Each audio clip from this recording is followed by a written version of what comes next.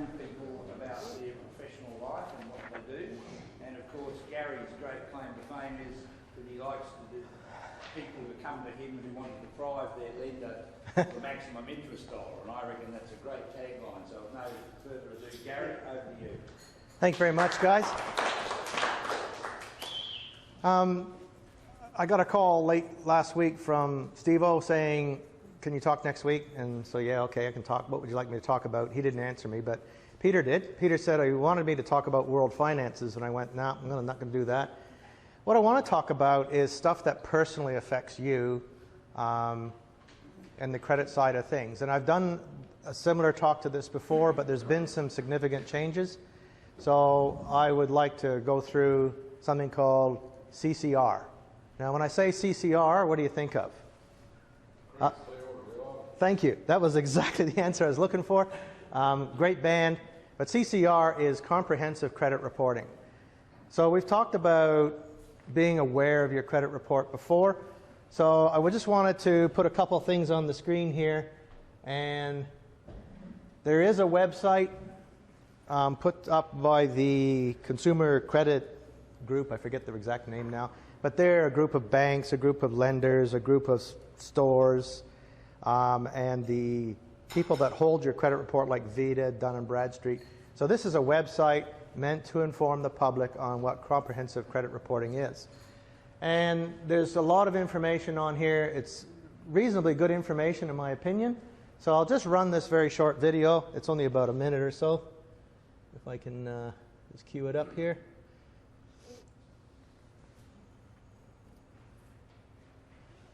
Oh, of course, you're going to be a problem hearing it, I guess. Your credit history creates a picture of your credit inquiries and relationships, as well as reported payment defaults. This helps make up the picture that is looked at by banks and other lenders when you apply for credit, such as a loan. Your borrowing capacity is impacted by your credit history, which can be harmed when you fail to pay your bills on time. And as a result, your serious payment defaults are reported. Similarly, it can be kept nice and strong by always making your payments on time. The only repayment information documented in your credit history has been information reported by your lender when you didn't meet your repayments. From March 2014, under new comprehensive reporting laws, the personal credit card and loan payments you do make can be reported by your lender as well.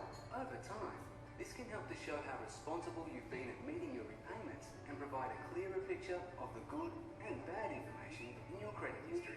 This is how Australia is building a clearer credit history reporting system. This website gives you the full picture of these changes and how they will impact you. Credit history is getting clearer. Okay, so that information is absolutely correct. So the other terminology used by the media is the positive credit reporting system. And when they say positive, what they're saying is since March 2014, the credit reporting system went from negative credit reporting to positive credit reporting, which means your credit report now contains information on loans and credit cards and facilities that you've applied for, maintained, and terminated, and the payment history that's within those. So under the negative system, if you didn't make a payment or went into default, that was listed. So there was no positive nature to that credit reporting system. So around the world, like America, Europe, and a few other places in the Western civilization, they've gone to positive credit reporting, which says, yes, I paid out that loan, and it will talk about whether the loan was paid out ahead of schedule or not, or on time. So those positive aspects are now included in your report. Now the issue here in Australia is that it started in March 2014, but none of the major lenders had much software or background systems in place to send back the feedback information to the credit reporters, being people like Vita, Dun & Bradstreet, and there's one out of Tasmania. I just can't remember the name at the second. It's on the screen here somewhere, one of the pages. So there was, other than reporting a default, they only had that system in place. So it's taken some time for the various lenders and credit card companies and other creditors like the telephone companies, your power companies, and so forth. It's taken some time for them to put the software in place to establish that two-way communication with the credit reporter. So what's the impact we're seeing from my side of it? So as a mortgage planner, A young person might come to me and say, yeah, I want to buy a home. That's great. We get them all prepared. We do an application, and then the bank comes back to us and goes, hang on, there's this history on here that they were consistently late with their credit card payments. So I see heaps and heaps of credit card statements where people might pay 1 day late or 2 days late, and they get charged $5, $10, $15, $20 for the late payment. And in the old days, pre-March 2014, it was like, yeah, okay, it was brought up to date by the following month, and you pretty much ignored it, other than the fact that the client was penalized $10 or whatever it was. Now, the credit card providers and the lenders and the creditors can actually send a note saying that this account was consistently late in its payments. Now, how does that affect people? When a credit report's now done, under VITA, they have a number. And the number ranges from about a low of 300, somewhere in that area, which means really, really poor credit performance, to upwards of 900, which means really great credit performance. And they actually color-code it as well, so you got your red versus yellow, amber, all the way up through to green. And when you order a credit report, the credit officer or the credit analyst is looking at that and going, that's 650. Okay, that's just on the yellowy side of green. That's not too bad. That's within their policy for the lender. When I used to have the tool leasing company, that was all I based my decisions on. So as long as the client that came to me for leasing tools, if they came up with a green or a yellow-green, I was happy to do the finance for them. And out of quite a few contracts, I only had one person go bankrupt on me. And although we recovered some money, we didn't recover at all. So it's a very easy system to use, and it really comes up to the lender as to how much of the yellow they're willing to accept. Green to solid green, everyone accepts that, and they're happy with that. As an individual, I encourage you, and I've given papers out here, which I hope you've got a copy of, that talks a bit about your credit report. And if you can just grab your pen, and I'd like you to write down this website here, www.creditsmart.org.au. Just write that down, and tonight, when you have some quiet time, I highly recommend you get on there and have a look. I'm not going to go through the website. You can do it at your own time. There's things about your rights, things to watch out for, FAQs, and about Credit Smart. So about Credit Smart, I had a good look at that the other day and went, okay, it's the lenders, it's the creditors, and so forth. But the information on this page is useful, and it's reasonably accurate in my opinion.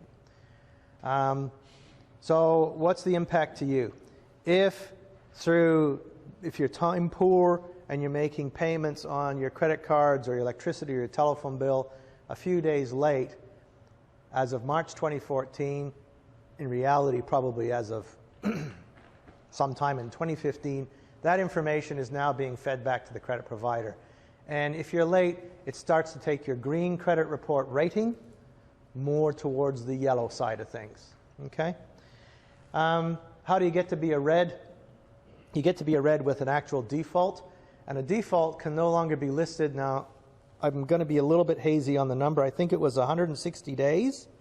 So you have to have failed to make a payment on something in 160 days, and you must have received 2 written notices from the creditor.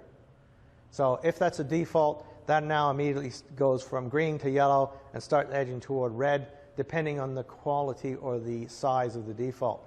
So obviously a home loan default or failure to pay a credit card, that's going to put you into the red-yellow zone, because it is very much a graded scale.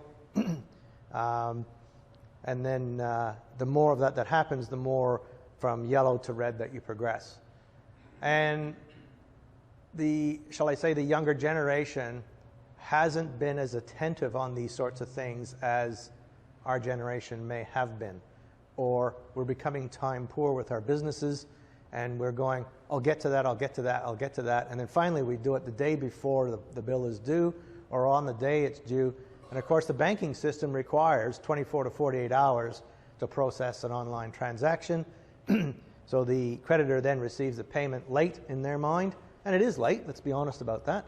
So then it starts to affect your credit report. Now, how can we defend against that? So obviously managing our time is a good way to do it, but I have said this one before, I'm just going to bring up Check Your Credit Report, which is another website I'd like you to write down, mycreditfile.com.au. So under your rights in the previous website, you're entitled to receive a free copy of your credit report once a year. So my wife and I have been filing for our credit report in July of every year. We used to keep a written form, and we just white out the date and put the new date on it and fax it into Vita. But you no longer need to do that now. On this website, you can now get your credit report online, and it will take 10 days, but it's free. So there's no excuse not to do this. And I encourage everyone here to be doing this on an annual basis. I don't care whether you use your wedding anniversary, your birth date, New Year's Day. Just pick a day, set something in your online calendar or your Outlook or your physical calendar that says, check my credit report. And then I encourage your partners, I encourage your adult children to do this. So they're over the age of 18, you should be inquiring about your credit report. You need to know what people are saying about you, okay? Now, mistakes are made, so let's make sure that these mistakes, you have an opportunity to clean it. Down at the bottom here. So ignore, in my opinion, ignore all this crap up here. Buy now bothers me. I don't like any dollars leaving my pocket. So, and forget that one. There we are. We're looking for free file, find out more. Okay? Now, all you do is you click on that button. It'll take you to another page and how to get your credit report free of charge. Again, ignore the advertising from Vita. They're just trying to sell you a service where every time someone touches your credit report with an inquiry, they'll send you a text. Now, perfectly good service if you feel that's necessary. Because we're small business people, that may be necessary. You may need to know when people are inquiring about you because you have to manage this file. It's your file. But I've got along well without it. So you just go through the page here. There's a form here, a link here, a Vita free credit form. Just click on that link. And a bunch of stuff will come up that's easy for you to supply. Come on. There we go. So you put in your personal details, your driver's license, another ID, and so forth.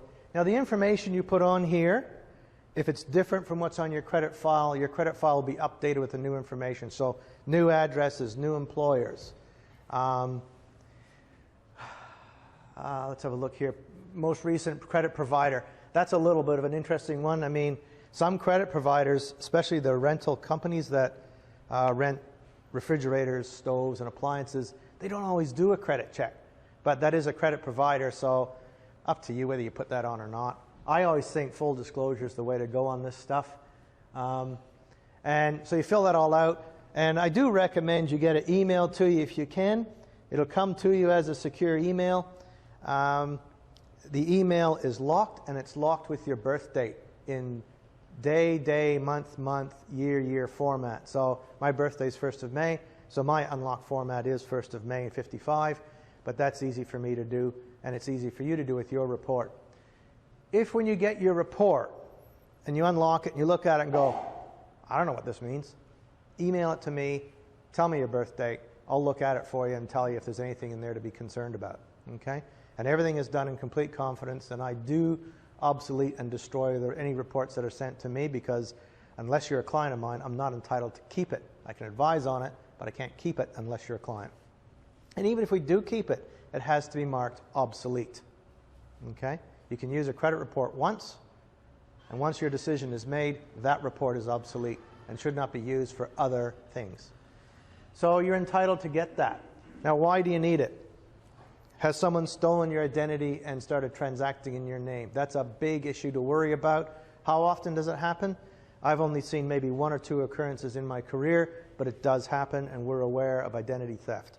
Just while I'm talking about that, when you receive a statement from the bank, your telephone company, your electricity provider, anyone, if you're not going to keep it, my advice is to shred it. Do not just throw it in the bin. I'm sure we all know stories of dumpster divers that go in there looking for private information. If you're receiving your invoices electronically, do something to make sure it's secure. Either store it on a USB stick so it's not available if someone hacks your computer, and store that stick somewhere where it's physically safe. We got monkeys on keyboards. All right. Now, with all due respect to our appliance retailers in the town, some of those people that are applying on your behalf for credit with GE money and the interest-free stuff, they're just a monkey on a keyboard, and they do make mistakes. They can get your spelling of your name wrong. They can get your birth date wrong. They might put something in and do a credit report, and you may not proceed with that. So the credit report will talk about inquiries. An inquiry does not mean you accepted or used that credit. So you may go down to Harvey Norman or Amart and say, I like that TV. I think I'll take that on the interest-free terms. And let's say they decline you, or you go, I can get a better deal if I pay cash for this, or I'll use my other credit card, and you didn't actually accept that loan offer. So, and GE money's just, what's the word to use? They're very forceful. So if the application's gone in and they've accepted you, and believe me, if you have a pulse and you're breathing, they can see steam on a mirror that you're breathing, they'll probably give you credit. Then they'll send out some posts to you saying, yes, here's your little credit card thing. Yes, you have a facility up to $5,000. And you go, I don't want that. And you throw it in the bin. That account is still active. Unless you call them or write to them and say, I do not want this account, close this account, and send me written evidence of its closure, you've got nothing to say to take it off of here. You can't take information off of this. But if you go to a lender and the lender goes, oh, here's something from GE Money, you pull out your little piece of paper saying, I never accepted that, I had them close the account, and your lender goes, great, good idea. So these are the sorts of things you've got to watch for. Unfortunately, we have family breakups, and things happen in family breakups. People argue about who's going to pay what bill. It's always the car loans, it's always the credit cards, and it's always the mortgage. With all due respect to our legal people, they have reasons for making certain types of advice. That's their prerogative to do that. My suggestion is the advice is fine as long as you understand what the longer term impact will be. And there may be very good reasons for not paying an account. But they need to be documented, and they need to be resolved eventually. Okay? Can anyone else think of anything what may appear on their credit report? Telstra accounts. Absolutely. Telstra. Actually, let's talk. Telstra is a critical one, but it's more all of the other providers of telephones, of mobile phones. Especially when your child, say your child of 13 or 14, you go, oh, I'm going to give them a mobile phone, and that's, as a parent, that's your prerogative. And of course, you're paying the account because they're not of an age where they can sign a contract. And they may run the account up, and you may not have managed it, or you may have given them a prepaid account or something like that. That's where things start to go wrong. So the communication companies, actually it got so bad that a lot of the banks go, oh, a default under $500 to a telephone company, they tend to ignore that if you're a younger person. So let's say under the age of 30, they go, I'm not going to worry about it too much. Because all of those defaults drop off after 5 years. So let's talk about that. So let's say something did occur and it was out of your control, or you felt it was out of your control. After 5 years, that default falls off into an abyss and it's not seen again. That's different from bankruptcy. Bankruptcy, you're on a register for a minimum of 7 years. But all the loan applications I lodge with all the major lenders, they ask the question, have you ever been bankrupt? So it doesn't matter if you were bankrupt 20 years ago. You should be answering yes to that, and then we put the explanation in. Yes, I was bankrupt 20 years ago due to a marriage breakup.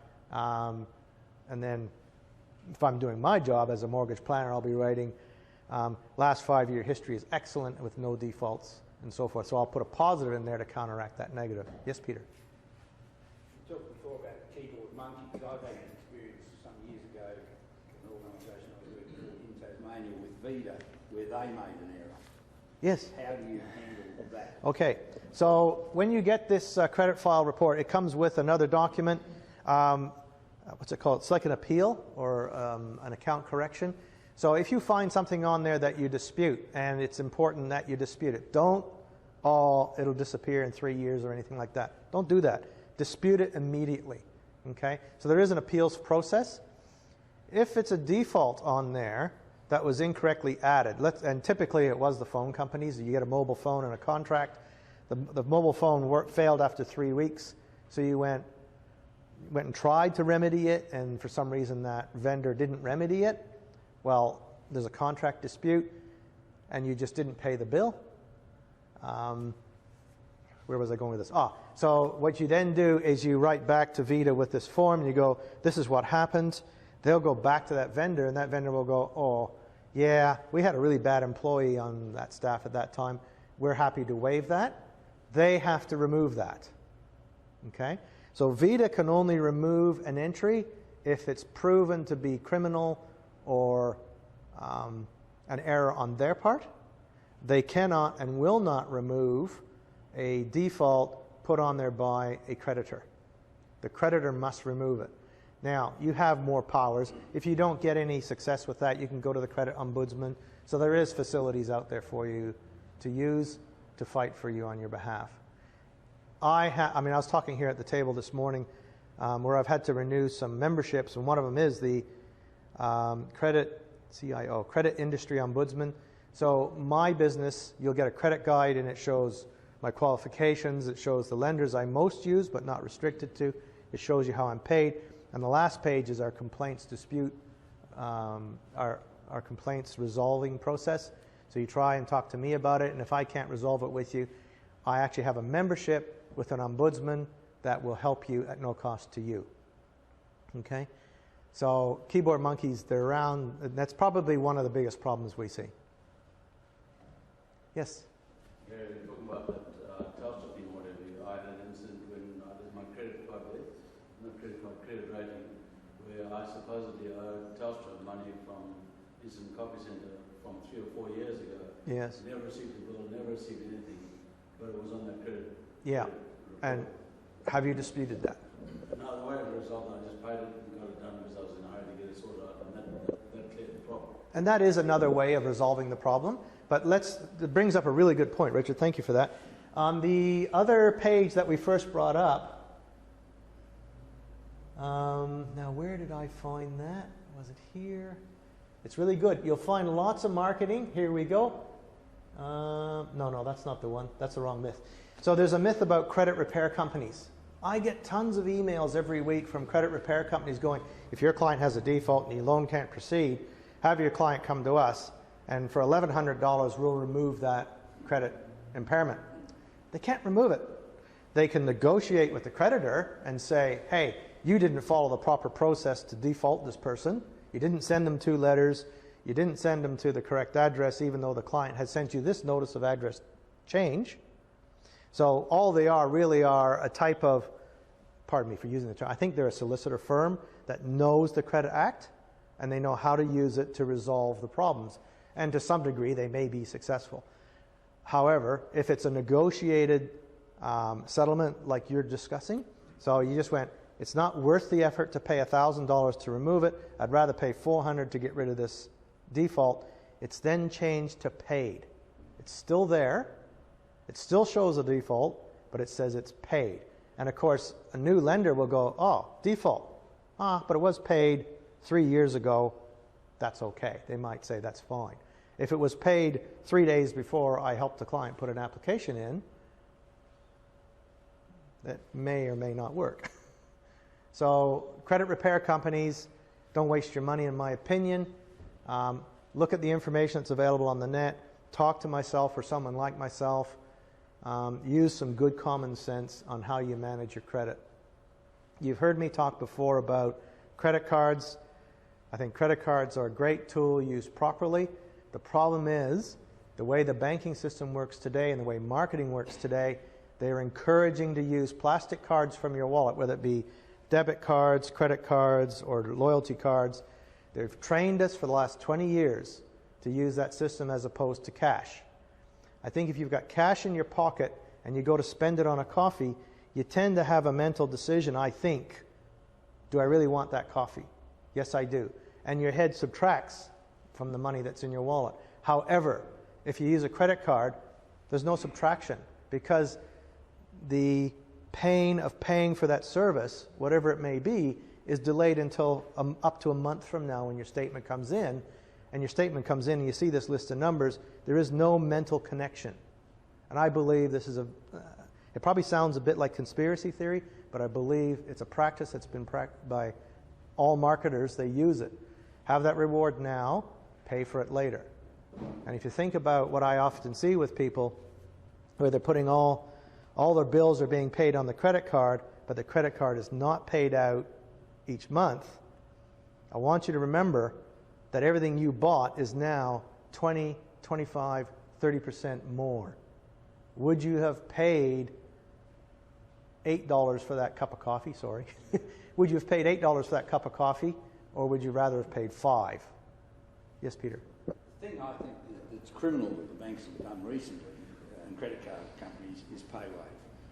Because that, what you just described, you see them tapped for a coffee. Yeah. You know, and 90% of the time it goes onto their credit account. You're correct. I don't think it's criminal at all. It's not criminal because well, let's be honest about it though. They've made it very easy for you to spend your money. Okay, so it's all about this game of someone else reaching into your pocket and taking your money out. All right, you're losing control. So PayWave makes it easy to have that benefit, and then worry about paying for that benefit sometime later or never. Okay, so I don't like the word criminal. Our banks are not criminals. No matter what you may think about them, they're just businesses that are designed to make money for their investors. That's exactly what we do. We are businesses designed to make money for ourselves or our investors. Now, do you like the way they make that money? Maybe not. I mean, there's lots of other industries that we don't like the way they make their money, but they're essential.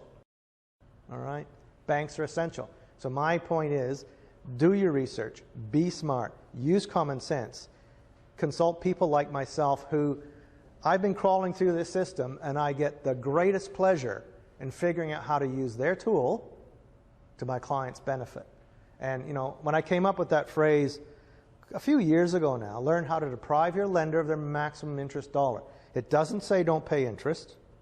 It just says don't be a fool and make your home loan go for the full 30 years. It doesn't have to. Okay? Yes? I saw a program there the other night. China's leading the way in a cashless society. How long do you reckon it's going to be before that happens? The cashless society. How much money do you have in your pocket now? Roughly. A little bit. Yeah. Is it less than 50, more than 50? More than 50. Oh, okay. You'd be an exception. I think if we did a survey around the room, there'd be a lot of people here that have less than $50 in their pocket because they don't need to carry cash. I think we are very close to being a cashless society. The small denomination coins are being deleted around the world. In Canada, we used to have $1 notes. They're too expensive to make. So, you know, they produce a coin which is slightly cheaper. But even just the coin handling, how many banks now charge you to handle coins? So if you have a vending machine business, one of your costs now is taking a bag of coins to the bank and either having it weighed or counted, or you might weigh and count it yourself and roll it and package it as appropriate. They still charge you. There's a coin handling charge now. So I think coins are becoming less and less of an issue. Our parking meters now accept our credit cards and debit cards. No, hardly, well, I mean, there's still coins going in, but I would suggest to you that that's very much shifting to cashless society. Bill's been doing it for years here. No cash. Yes, we'll leave that one alone. Yes. When you go to my credit file, Yep. that is for personal thing. Yes. Can you get businesses find out how they set the same? If you have an account with Vita and you want to do a credit report on a business, you are entitled to get. So you're saying your business wants to do a credit check on another business? Yes. Oh yes, absolutely, yeah. And when you get your personal credit file, it'll tell how many directorships you hold. Directorships. It'll talk about commercial applications, or commercial inquiries is probably the better term. So yes, that information, when you do yours, it'll show your directorships and it'll show the commercial inquiries. Okay? Now, commercial inquiry, let's say you buy a vehicle for your business. and let's say it's St. George, because that's the common one out there right now. So you might say, I want to buy this vehicle in my business name, Maple Leaf Systems, Proprietary Limited, fine. And it'll show Gary Young as Director of Maple Leaf Systems in a commercial inquiry. Now, from my point of view or a bank's point of view, if I'm applying for a personal loan or a home loan or a credit card, what personal guarantees have I given? So you, as the director of that company or the sole trader, may have signed a loan agreement with a personal guarantee. That's as good as you borrowing the money for that vehicle. Okay? And you must declare that on your liability side. Does that answer your question? Okay. Any other? Running out. One more question? We have one more. Just a quick reply to Wayne there. It's obviously a cashless society. Yeah. There's just no money. Okay. I guess, yeah, all right, cashless, so there's two terms, I guess. Do we carry cash or do we even need? And they don't use coins at all, haven't really. Yeah, okay, so it's even existing already. But it's interesting, you go to buy a Chinese meal, they won't take cash. I beg your pardon, they only want to take cash, they won't take credit card. Yeah, why? It's less traceable. And on that happy note. Thank you very much. Gary, it's always fascinating when one of our own talks to us, particularly about a subject that I think most of us can get a bit blasé about. I'll change the word criminal to unethical. Well, I'm still not sure about that, but anyway. I do have one more thing to add for you, because you always ask the question. Interest rates. I'm going to throw up a red warning flag now. Last week, two minor banks, ME Bank and Bank of Queensland, raised their variable rates out of cycle. There is going to be pressure on the Reserve Bank, I think, to lower their rate in the next 2 or 3 months. However, I'm reading more and hearing more about banks talking about cost of funds, which to me is code for that they're probably going to raise their variable rates out of cycle. So there's your red flag. There are signs around that. So let's thank.